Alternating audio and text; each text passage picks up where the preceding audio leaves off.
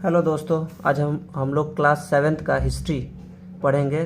Chapter number 2 नए राजा और उनके राज्य पढ़ेंगे। इसमें नए राजा और उनके राज्य में हम लोग पढ़ेंगे नए राजवंशों का उदय कैसे हुआ, नए नए राजवंशों का उदय कैसे हुआ, इस राज्यों का प्रशासन कैसा था, प्रशस्तियाँ और भूमि अनुदान के बारे में पढ़ेंगे, धन के लिए युद्ध पढ़ेंगे और फिर चोल राज्य के बारे में पढ़ेंगे। और चोल राज्य में पढ़ेंगे हम लोग उरैयूर से तंजावुर तक पढ़ेंगे।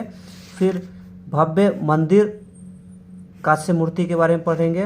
फिर कृषि और सिंचाई कैसा था, चोल राज्य में कृषि और सिंचाई कैसा था, और चोल राज्य का प्रशासन कैसा था। ठीक है, अब हम लोग फर्स्ट पॉइंट पढ़ते हैं, नए राजवंशों का उदय। नए राजवंशों का उदय में हम लोग पढ़ेंगे नए राजवंशों का उदय। ठीक है, राजा के अधीन सामंत वर्ग से उम्मीद की जाती थी कि वे राजा के लिए उपहार लाए और उन्हें सैन्य सहायता प्रदान करें। अधिक सत्ता और संपदा हासिल करने पर सामंत अपने आप को महासामंत और महामंडलेश्वर घोषित कर देते थे। राजा के अधीन जो भी सामंत वर्ग थे, सामंत वर्ग कौन कौन थे? बड़े भूस्वामी और योद्धा सरदार। ये क्या करते थे कि सामंत वर्ग कौन थे? बड़े भूस्वामी और योद्धा सरदार। राजा इनसे क्या एक्सपेक्ट करते थे कि वे राजा के लिए उपहार लाएं, ठीक है, और सैन्य सहायता प्रदान करें। मतलब ये जो सामंत वर्ग है राजा को सैन्य सहायता प्रदान करे। और ये जो सामंत वर्ग है इनको जब अधिक सत्ता और संपदा हासिल हो जाता था तो ये अपने आप को ही महासामंत और महामंडलेश्वर घोषित कर लेते थे। कौन घोषित करता? राजा महामंडलेश्वर घोषित नहीं करता था या महासामंत घोषित नहीं करता, ये अपने आप को ही घोषित कर लेता था। ये ऑब्जेक्टिव बनता है कि जो भी सामंत वर्ग है वह सामंत वर्ग को राजा महासामंत या महामंडलेश्वर घोषित करता था नहीं, वो राजा जो है ना खुद को ही, वो जो सामंत वर्ग है ना खुद को ही महासामंत और महामंडलेश्वर घोषित कर लेते थे। महामंडलेश्वर का मतलब होता है पूरे मंडल का महान स्वामी। क्या होता है? पूरे मंडल का महान स्वामी। उपाधियां दो तरह की इस समय होती थी, कौन? महासामंत और महामंडलेश्वर। अब हम लोग पढ़ेंगे राष्ट्रकूट के बारे में, इसमें पढ़ेंगे। अब राष्ट्रकूट जो है ना चालुक्यों के अधीन था। राष्ट्रकूट किसके अधीन था? चालुक्यों के अधीन था। और राष्ट्रकूट का स्थापना कौन किया था? दंती दुर्ग। राष्ट्रकूट का स्थापना कौन किया था? दंती दुर्ग। अब हम लोग हिरण्यगर्भ यज्ञ के बारे में पढ़ेंगे। हिरण्यगर्भ का यज्ञ जो है इसका शाब्दिक अर्थ होता है सोने का गर्भ। हिरण्यगर्भ का शाब्दिक अर्थ क्या होता है? सोने का गर्भ। और हिरण्यगर्भ क्या है कि ये जो भी जन्म से क्षत्रिय न होते हुए भी क्षत्रिय के रूप में दोबारा क्षत्रित्व प्राप्त करना, यही हिरण्यगर्भ अनुष्ठान किया जाता था। मान लीजिए कोई भी ये जो सामंत वर्ग लोग हैं ये जन्म से क्षत्रिय नहीं थे, ठीक है, और ये इनको अपना अधिक सत्ता और संपदा हो जाने के बाद ये क्या करते थे कि वो क्षत्रियता प्राप्त करना चाहते थे। और क्षत्रियता प्राप्त करने के लिए एक हिरण्यगर्भ नामक अनुष्ठान कराना पड़ता था। ये हिरण्यगर्भ अनुष्ठान ये ब्राह्मणों को द्वारा कराया जाता था। ये अनुष्ठान करने के बाद वो जो इसे दोबारा ये क्षत्रित्व प्राप्त हो जाता था। अगर वो जन्म से नहीं है तो कोई बात नहीं, अगर वो हिरण्यगर्भ यज्ञ करवा लिया तो वो दोबारा क्षत्रिय हो गया। अब हम लोग ये देखेंगे नए राजवंशों का उदय। ठीक है, नए राजवंशों का उदय। नए राजवंश का जब उदय हुआ इसके बाद इसका प्रशासन कैसा था? राजवंश होगा तो इसका प्रशासन कैसा था? प्रशासन इस दो तरह का इसका था। एक वर्ग में एक कर व्यवस्था से प्रशासन किया जाता था। वर्ग में जो प्रशासन का कार्य कर रहा होगा, जैसे सामंत वर्ग, उपाधियां, न्याय और व्यापारी, ये सामंत वर्ग थे। उपाधियां और जो न्याय करने के लिए जो अधिकारी होते थे वो थे, और व्यापारियां थे। ये लोग एक्सपेक्ट करते थे कृषक लोग से कि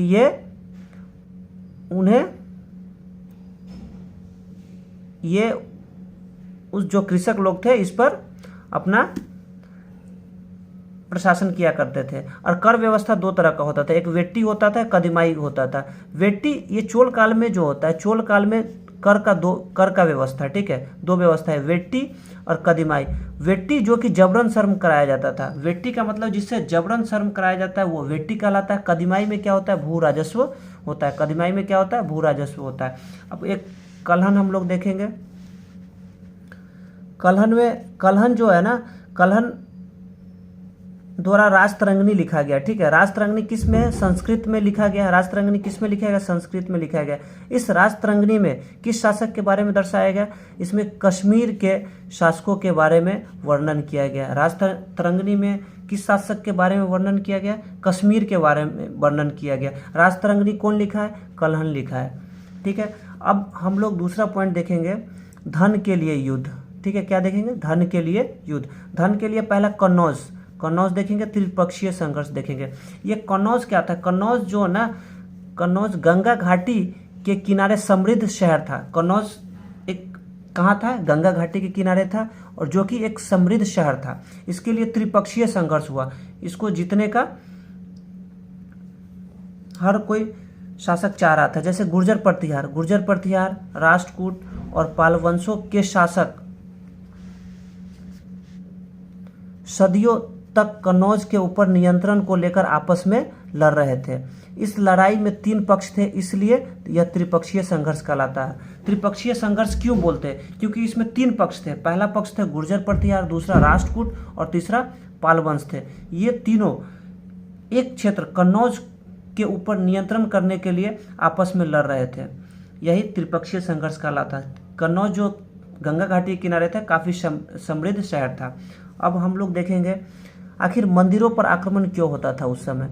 मंदिरों पर आक्रमण शक्ति के लिए, शक्ति, सत्ता और संपत्ति के लिए मंदिरों पर आक्रमण किया जाता था, क्योंकि ये मंदिर जो था ना, शक्ति, सत्ता, संपदा का केंद्र था। अब अफगान के बारे में देखते हैं, ठीक है। अफगान में क्या था उस समय? अफगान का एक शासक सुल्तान महमूद गजनी था। कौन था? इसका नाम क्या था? महमूद गजनी। महमूद गजनी का शासन 997 से 1030 तक इसने शासन किया। कब से कब तक? महमूद, पहले हम लोग ये ऑब्जेक्टिव बनेगा, महमूद गजनी कहाँ का था? अफगान का था। इसने कब से कब तक शासन किया? 997 से 1030 तक इसने शासन किया। 997 से 1030 तक शासन किया। इसका विस्तार कहाँ तक था? मध्य एशिया, ईरान उपमहाद्वीप के उत्तर पश्चिमी भाग तक इसका विस्तार था। इसने ही किसने? सुल्तान महमूद गजनी ने ही सोमनाथ मंदिर को लूटा है, ठीक है। किसको लूटा? सोमनाथ मंदिर को। अब ये जब लूटा, महमूद गजनी जब सोमनाथ मंदिर को लूटा और फिर यहाँ पे शासन किया, तो अब अपनी ये जो सफलता जो था, किसका सफलता? महमूद गजनी का सफलता और भारत के लोगों के जानने के लिए इसने अलबरूनी को नियुक्त किया। अब ये क्वेश्चन पूछ सकता था कि अलबरूनी किसके समकालीन है? महमूद गजनी के समकालीन। अलबरूनी किसके समकालीन है? महमूद गजनी के समकालीन। अलबरूनी जो है ना, किताब उल हिंद लिखा। अलबरूनी क्या लिखा? किताब उल हिंद लिखा, ठीक है। महमूद गजनी कब से कब तक शासन किया? 997 से 1030 तक शासन किया, ठीक ना। अब हम लोग देखते हैं चाहमान शासक। चाहमान को ही चौहान बोला जाता है। चाहमान शासक कौन है? पृथ्वीराज तृतीय। पृथ्वीराज तृतीय का शासन कब से कब तक है? 1168 से 1192। पृथ्वीराज का शासन कब से कब तक है? 1168 से 1192। इसने क्या किया?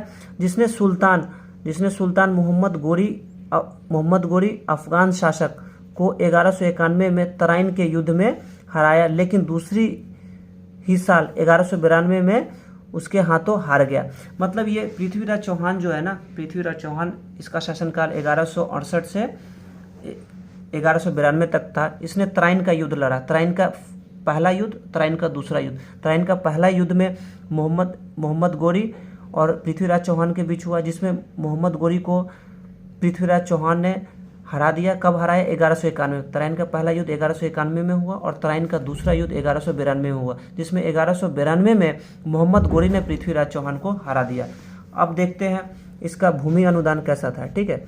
भूमि का प्रकार, पहला वेलन बेगई वो होता था जो गैर ब्राह्मण किसान स्वामी की भूमि। गैर ब्राह्मण किसान स्वामी की भूमि। ब्रह्मदेव किसको बोलते हैं?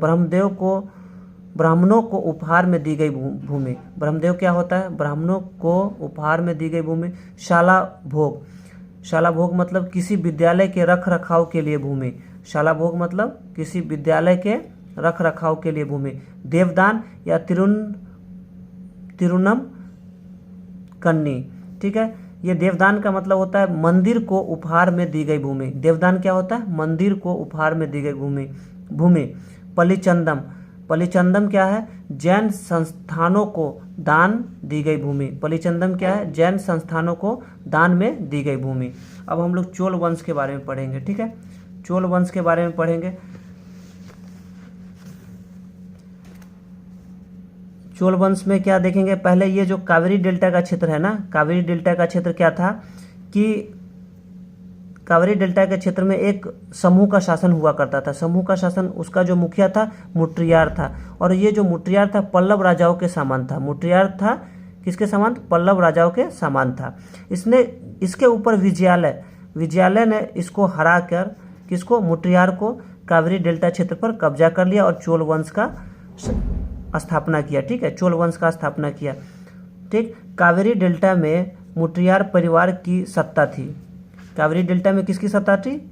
मुट्रियार परिवार की। और उरैयर के चोल वंशीय विजयालय कहाँ के? उरैयर के चोल वंशीय विजयालय ने मुट्रियार को हराया और क्षेत्र पर कब्जा कर लिया। इसने, अब ये देखेंगे कि ये उरैयर के चोल वंशीय विजयालय कब हराया मुट्रियार को? 9वीं सदी में। कब हराया? 9वीं सदी में। और इसने विजयालय ने मुट्रियार पर कब्जा कर लिया और फिर कब्जा करके तंजावुर शहर की स्थापना किया और निशुंभ सुधनी देवी मंदिर का निर्माण करवाया। कौन सा मंदिर का निर्माण करवाया? निशुंभ सुधनी देवी का मंदिर का निर्माण करवाया। और राज जो प्रथम है, इसका पुत्र कौन है? राजेंद्र प्रथम। राज का पुत्र कौन है? राजेंद्र प्रथम, ठीक है।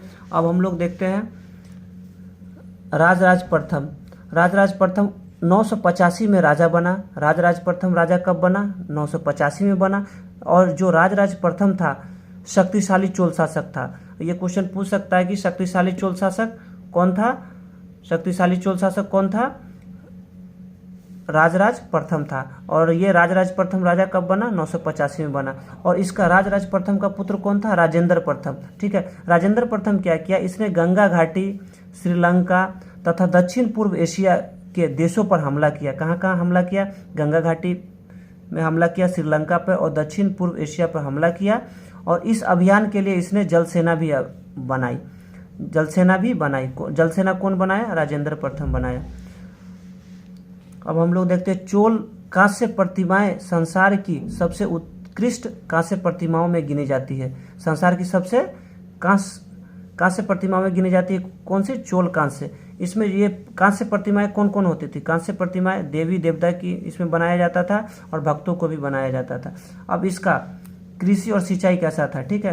कृषि सिंचाई में हम लोग देखेंगे कावेरी नदी बंगाल की खाड़ी में गिरने से पहले, कावेरी नदी बंगाल की खाड़ी में गिरने से पहले कई छोटी छोटी शाखाओं में बढ़ जाती थी। ये शाखाएं बार बार पानी उलीचती है जिससे किनारों पर उपजाऊ मिट्टी जमा हो जाती है, ठीक है। यहाँ ये जो उपजाऊ मिट्टी होती थी इसमें चावल की खेती बहुत अच्छे से होती थी। और उस समय तमिलनाडु में कृषि का विकास हो चुका था। तमिलनाडु में कृषि का विकास काफ़ी हो चुका था। और तटबंध क्या होता है? तटबंध बाढ़ को रोकने के लिए बनाया जाता था। तटबंध क्यों बनाया जाता था? बाढ़ को रोकने के लिए। और नहरों का निर्माण क्यों किया जाता है? पानी को खेतों तक ले जाने के लिए नहरों का निर्माण किया जाता था। इसमें सिंचाई की पद्धति थी। सिंचाई की पद्धति में कुएं खुदवाए जाते थे और सरोवर बनवाए जाते थे। और सरोवर क्यों बनवाए जाते थे? क्योंकि वर्षा के पानी को इकट्ठा करने के लिए सरोवर बनाए जाते थे। अब हम लोग देखेंगे इस चैप्टर में साम्राज्य का प्रशासन कैसा था। साम्राज्य का प्रशासन कैसा था? इसका वेलाल, इसमें साम्राज्य के प्रशासन में जितनी भी जाति थी ना उस राजा को मदद किया करते थे। पहला वेलाल जाति जो कि धनी किसान होते थे। दूसरा उर किसको बोलते हैं? किसानों की बस्तियों को उर बोला जाता था। ये सब आता है ऑब्जेक्टिव में। उर किसको बोला जाता है? किसानों की बस्तियों को। नाडु किसको बोला जाता है? गाँवों के समूह को नाडु बोला जाता है।